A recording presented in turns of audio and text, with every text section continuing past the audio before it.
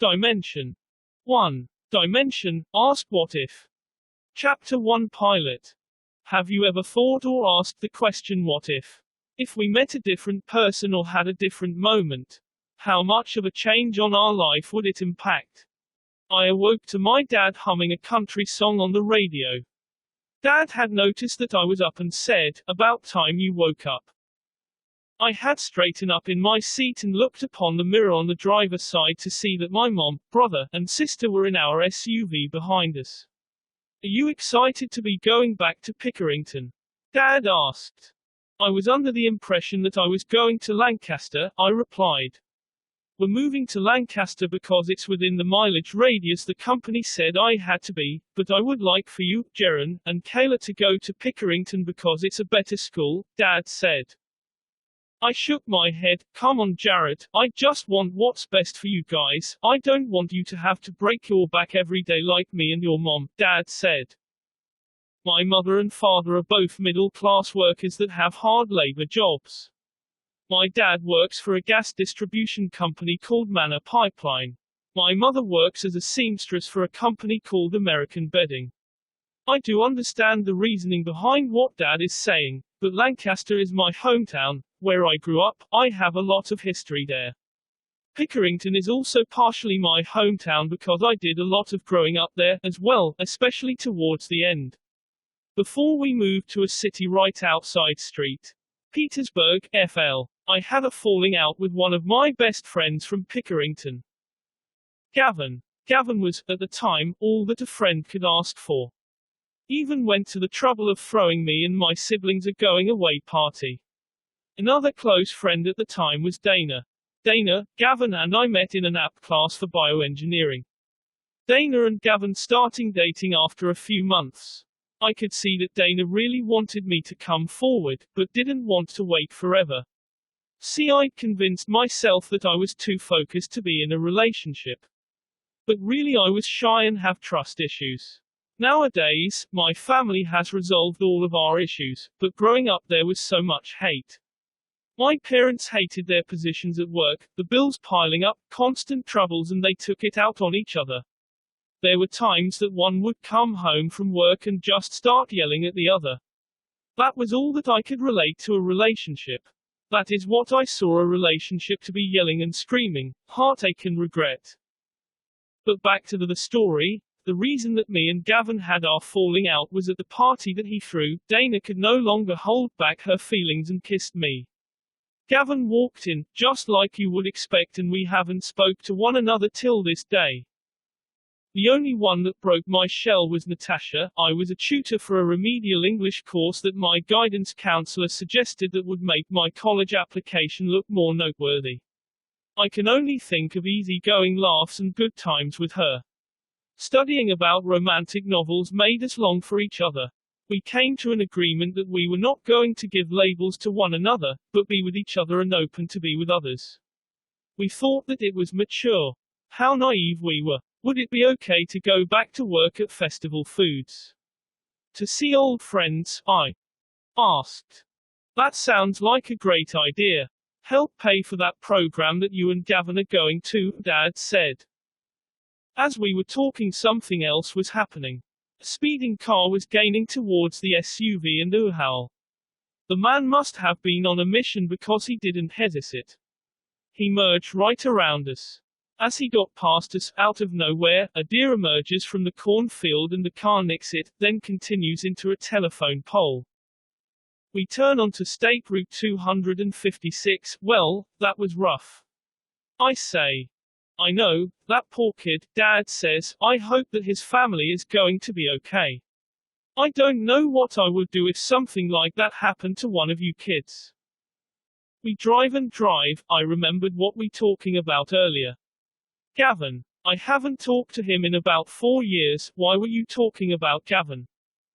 Well, his dad is the one who gave us a great deal on this house, and he suggested that you and Gavin, along with some kids from the campus, room together. So getting a job for the rent is a bad idea, Dad says. Rent. I say.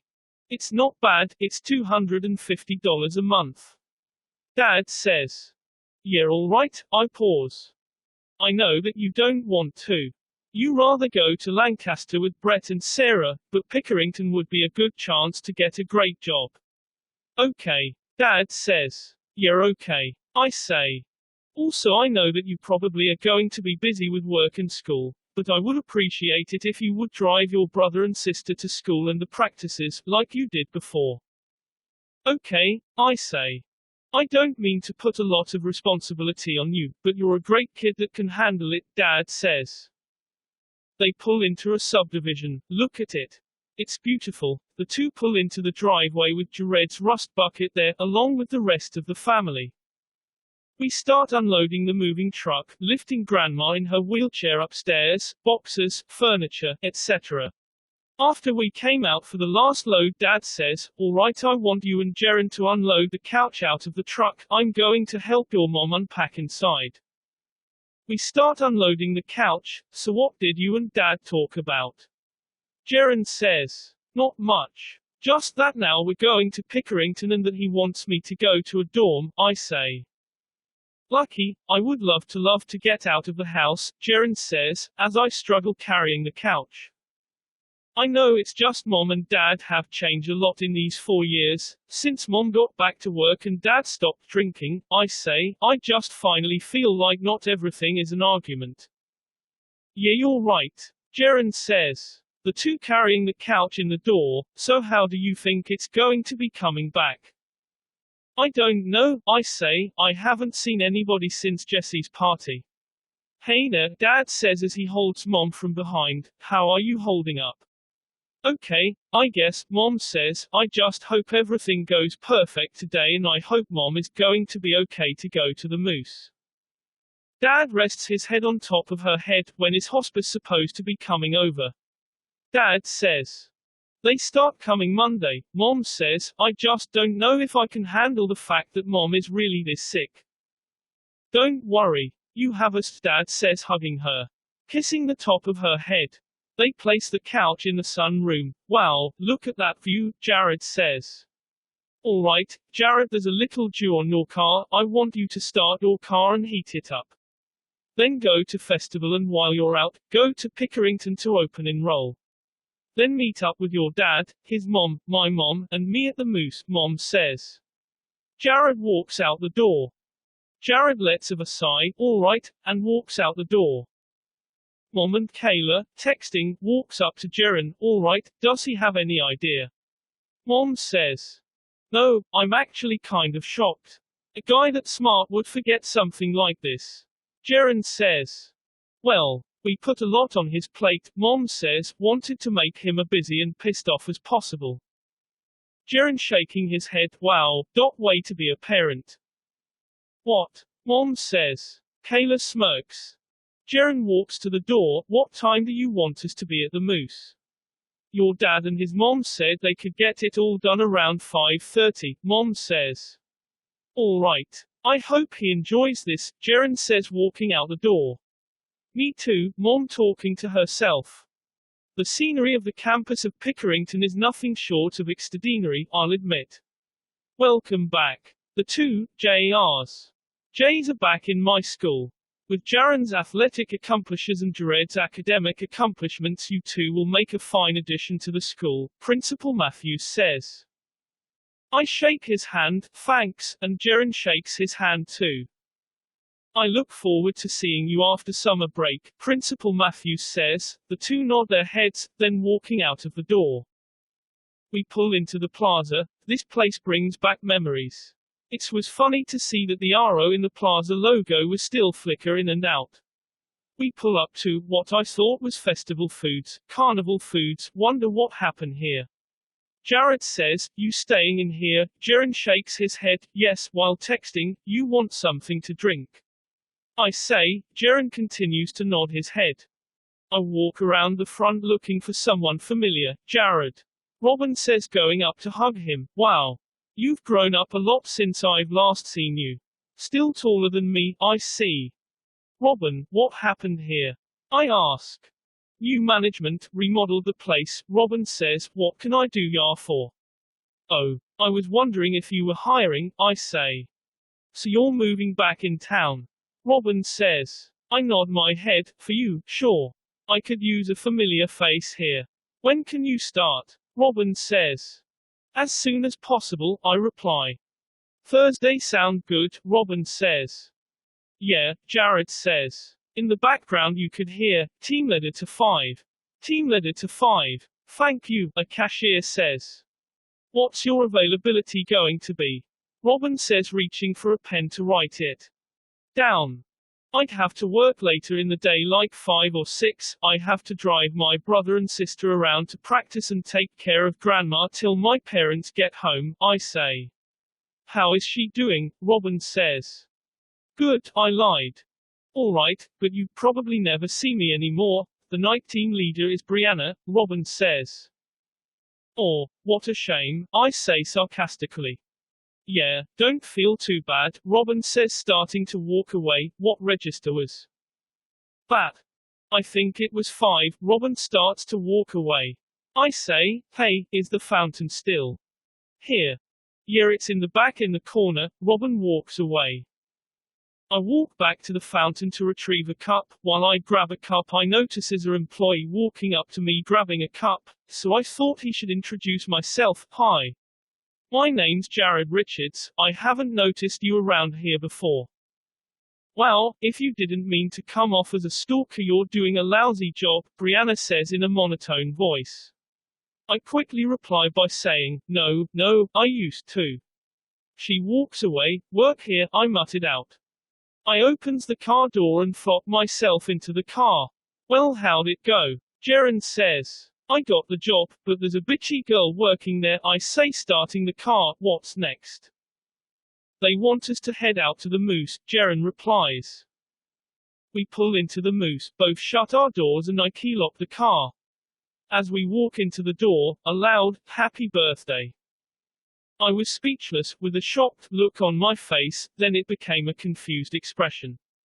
The scene skips into a little later in the party. A karaoke was playing. Thanks for all this, I say to my dad. I just can't believe it. Yeah, a lot did happen today, but the surprise is not over yet, Dad says. Dad walks up to the karaoke and grabs the mic. Hello, everyone. As you all know, it's Jared's birthday, and what not more to a birthday party than to have a huge surprise because Jared deserves it. He does a lot for this family. Well, I would like to make this year special because for a few years now the family was going through some hard times and couldn't spring for something special, so this year I wanted to go all out. Alright, so let's bring the party outside. If I could have everyone follow my lovely wife outside, Dad announces, and Mom waves her hands to at the back of the Moose. Dad walks up to Jared and says in his ear, keep him in here for a few minutes. Jared nods his head. Everyone exits the building. So how did you like it? Jared sits down next to Jared. It was awesome, Jared says. I just think I'm going to miss moments like this. What do you mean? Jared says. Well, I'm going to be out of the house a lot, and in a couple of years or so I'll be off to college or something and moved out of the house, Jared says. Don't worry, Jared says, and was interrupted by Dad. All right, everything is ready. The two get up from their seats. The three casual walk out the doors to see a magnificent truck, a 2011 F-150 SVT Raptor. I have very surprised, speechless look, and the only thing he could do was to throw a hug around his two parents. As he gets in the car and gets a feel of the car, he notices a laptop sitting in the passenger seat. The party passes on and everyone is enjoy themselves. Then slowly everyone starts to leave one by one, packs by packs. Finally it's clean up time and Jared and the rest of the family clean up the lodge. Jared is wiping off the bar. Mom walks up to him. Did you enjoy yourself? Yeah, it was extraordinary, Jared says with a little disappointment towards the end. What's wrong? Mom says. Jared flops the rag on the side of the bar. After this weekend it's all going to change. I'll be moved out, at school, working all the time. Listen, maybe me and your dad sprung the moving out part on you a little wrong, but we thought that you would want to feel more independent. Yeah, you're right. It's probably something I'll have to get used to. Mom starts to walk away. Hey, don't forget to call the receptionist tomorrow morning to get your room and she'll show you around the place. I talked to her this morning. Jared wakes up from the couch in the sunroom and dials a number. Hello, my name's Jared Richards. I am supposed to come in this morning. Richards. Richards. Yes, you have an appointment at 9:30, the receptionist, Rachel, says. All right, thanks. Jared hangs up the phone. Jared carries his bags to the front door, sits them down, and walks back to his parents' bedroom and says, Mom, Dad, I'm heading out. Bye, love you, Dad says. Be careful, Mom says. All right, bye, I love, Jared says as he closes the door. He gets into his new birthday present and takes a deep breath and starts the truck.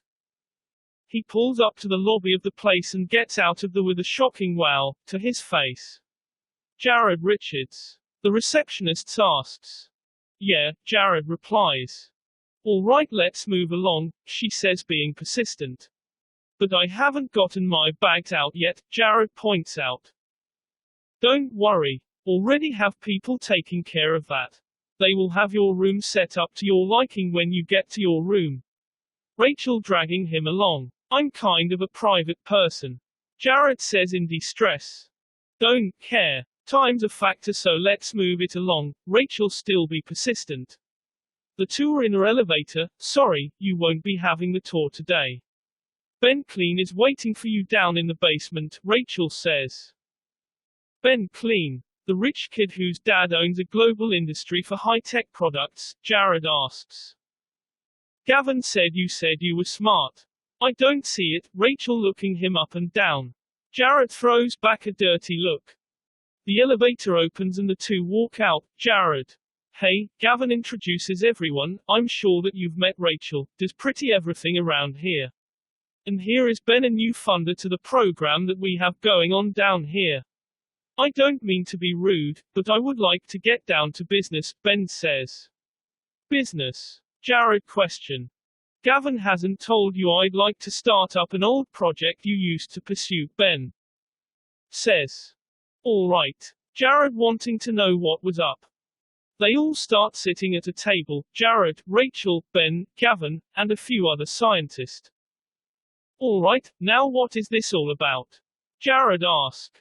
Rachel answers, Ben would like to fund a project that you used to work with Gavin about 4 years ago before you moved. Project Membrane, Gavin says.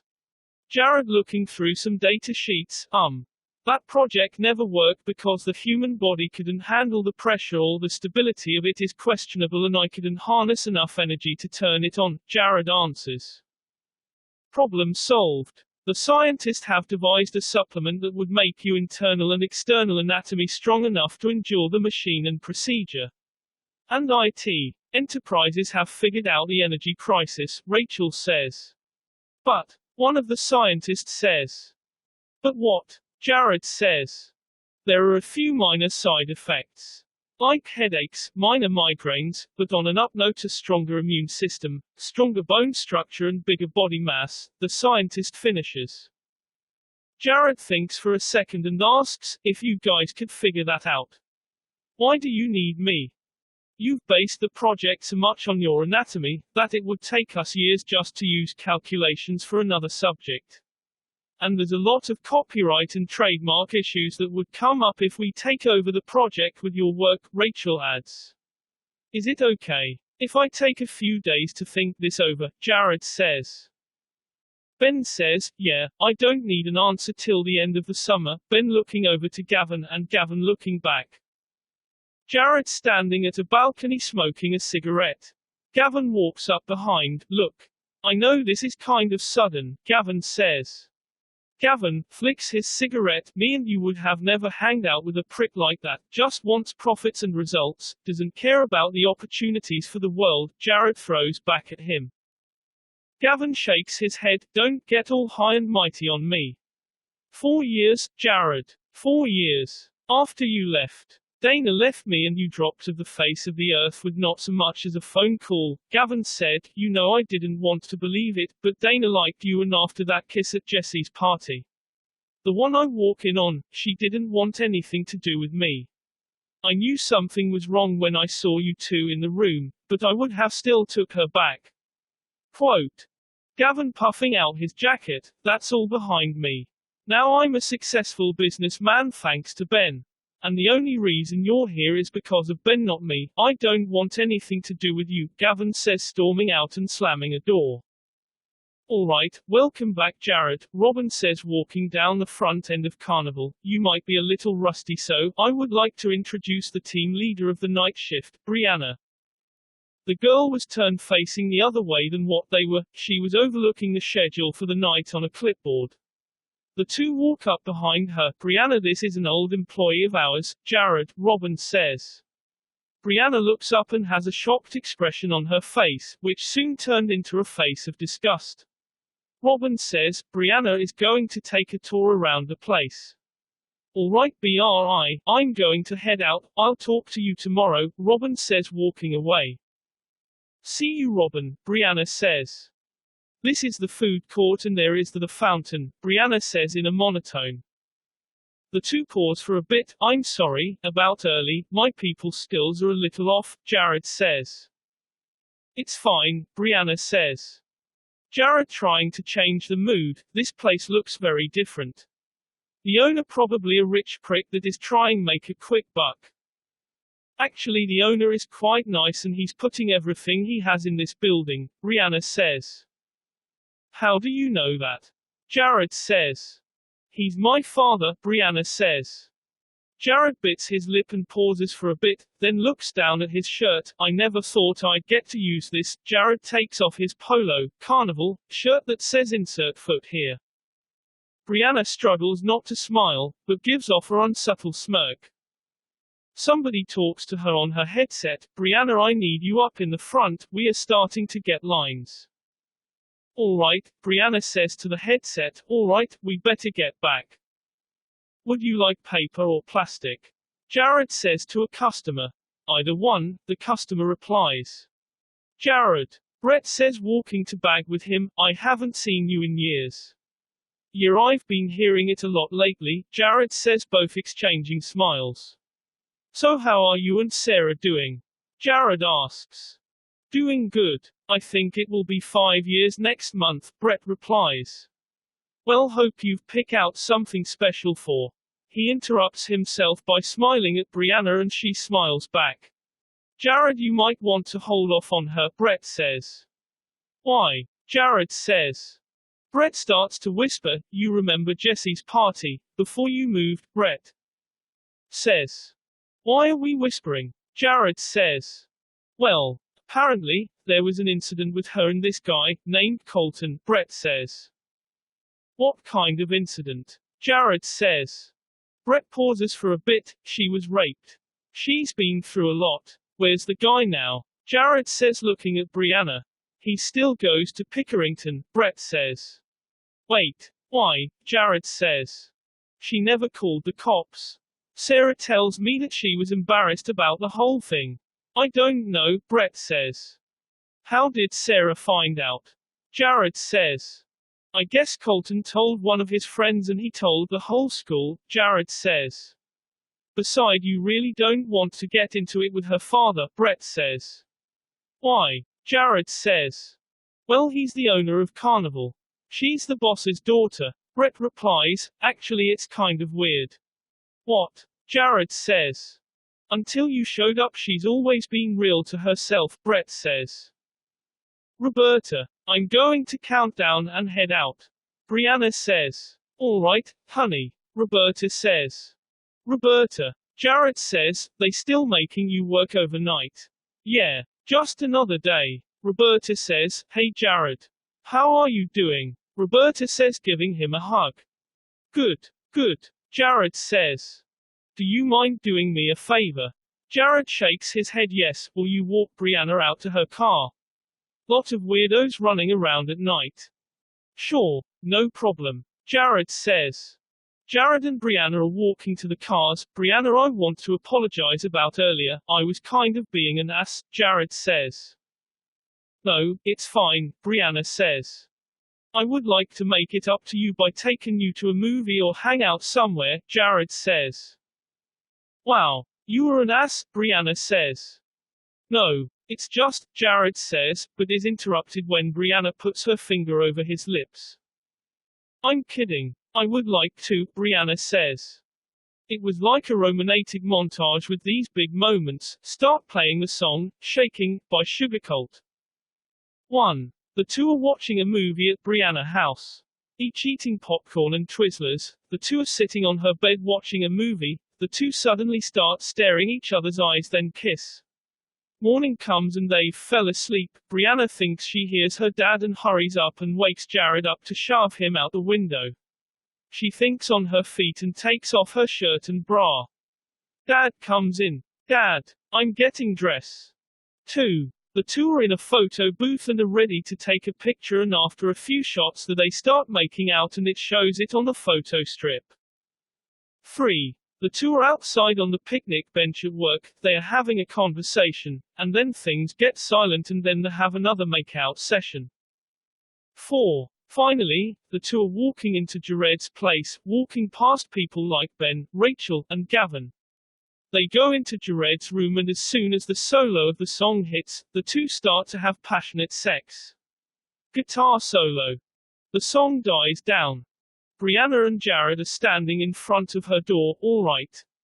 My dad thinks that we are going to the library, so we probably should go to the library. She gives Jared a kiss. He usually has a pie or somebody check on us from time to time, Brianna says. You kidding? Right. Jared says. It's not too bad. You're actually the first guy that my dad actually kind of likes. Sort of, Brianna says. Really? Jared says with a hopeful tone. No, but I bugged him since our first date a couple of weeks ago. And he finally cracked, Brianna says. All right, I'm going to get my books, you can come in if you like. Jared walks around looking at the house. He comes upon a cracked door overhearing Brianna's dad. He was a huge built guy like everybody had said. I don't know what we are going to do. We have chewed more than we can handle. I have a daughter to think about. Bree's dad listens. Well, I think I'm going to sell off the store, before we get behind in too much debt than we already are. The recession has really taken a toll on the business. Maybe my brother could help me and be our eye out for a while. Pauses. Only thing bad about is my daughter is just now liking this place and we're going to have to move again. Listens. Probably Maryland. That's where my brother lives and he can give me some work, until I get back on my feet. Alright, I hope everything works out for you too. He puts the phone down and looks up toward Jared and looks down. Jared walks away from the cracked door. You ready? Brianna says. Jared shakes his head. They are at Ben's mansion. The same group at the table again. Have you decided what you are going to do? Ben says. It's been 3 weeks, guy's probably never going to make up his mind, Rachel says. Ben give her a harsh look.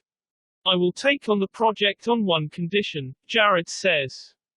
Name it, Ben says. If you donate a large portion of the money towards Carnival Foods, Jared says. The grocery store, Rachel says. Yes, if you do that I will donate all my time towards the project and have everything finalized as soon as possible, Jared says. Alright, that's great news, but I have a few more investors that I would like you met and explain how the project works if that not too much trouble, Ben says. Sure, Jared says. Jared is standing at a podium giving a speech. Hello, I'm Jared Richards and basically the purpose of Project Membrane is a machine that will take you to another path, like if the Holocaust never happened, are decisions that changed or never came through, and the environment was not what we see today. Water would be another substance that people rely on. This machine could also take you to another timeline to back when Niels Bohr emerged the idea of the atom. Now I can't be for certain what time or place I will end up in, but theoretically the project will find ways to stop global warming, disease, and future problems. Our investor says, how do you plan on doing this? Well, a procedure will bind technology to my cells and bacteria, and I will atomize into a machine that will transport myself to a different time or place, not in the sense that we may perceive could be a time or place where there is no gravity or dogs are our rulers. My atomized body will find person or thing with the closest genetics to myself, and I will in a way take over, bind to, that body. I will see all of his, her ideas, morals and memories. I will never know how long I will stay in the body cause time may be different there, but it will be almost instant to you guys. Could you also find advancements in weapons and military strategy? An investor says. Jared looks over to Gavin and Ben shaking his head yes. Jared looks stunned to the podium where his phone is placed and sees the wallpaper of him and Brianna and looks up and says, yes, I suppose it is possible. Jared walking down the hallway of the mansion and taking his tie off, Gavin walks up to him, I know that it was not what you expected, but we just need to please the funders to get the project off the ground, he says. Gavin, this is exactly what I was talking about. The guy would start World War III if he got his end result. Look, I'm late for school, I'll be back after work to put the project together, Jared says. They are at school, Jared and Brianna are holding hands walking through the school, and a boy shove into Jared, hey, what the hell? Jared aggrievedly says. The guy just walks away. And Brianna holds his arm. They walk to a room, alright, I'll talk to you later, Brianna says. Giving Jared a kisses. She walks into her class. Jared slams his locker, what's your problem? Jared says. Nothing, some guy just slammed into me a couple of minutes ago. And I'm kinda pissed. I think it was something Deskins, Jared says. Oh, I'd watch your back, I hear he has a real grudge over you, Jared says. Why? I don't even know the guy, Jared says. Well, you remember the car accident that happened when we were coming into town? Jared shakes his head. Well, Colton's parents died a few years back and he was pretty messed up after that. And the only person that he had was his older brother Corey. Corey is the one that hit the deer. And he blames you for it, Jared says. If he keeps messing with you, I got your back. No, that's alright, Jared says. Alright, see ya, Jared says. Colton, Jared says, flashing to what Brett said. Jared is ill-tempered. And wondering why I didn't say anything. Jared was at work at Carnville Foods, and gets a phone call right before he is about to finish up his shift. Alright, I'll be over tonight to get the project going. It shouldn't take that long, I've been running this through my mind for the past 4 years. Yeah, I'm just now getting off work, Jared says. Start playing Epiphany by Stained. Who was that? Brianna says. Gavin was helping me on a project, Jared says. Are you going to wait out here till I'm done counting down? I was going to wait out in the car, Brianna says. Yeah, but I don't want you walk out there alone. It's about to storm and it's real late, Jared says. I'll be fine, I don't need two overprotective men in my life. Brianna walks up and gives Jared a kiss and steals the keys out of his pocket. I'll warm up the car. Jared walks out of the countdown room and then clocks out. Good night, Roberta, he says as he walks out the door. A storm is building up. Jared hears a loud bang, sort of like a gunshot. Then he feels a vibration from his phone, and drops his phone and starts to run. There lies a text message from an unknown number saying, now you'll know what it feels like to lose someone you love. P.S. Say hello to Brianna for me. He drags her out of the car and checks her pulse. She's dead. He clenches her. You hear sirens and red and white lights. Jared walks into the mansion, drenched with rain from the storm outside, and walks down to the elevator. He passes Gavin down there and says, I just heard what happened, are you alright?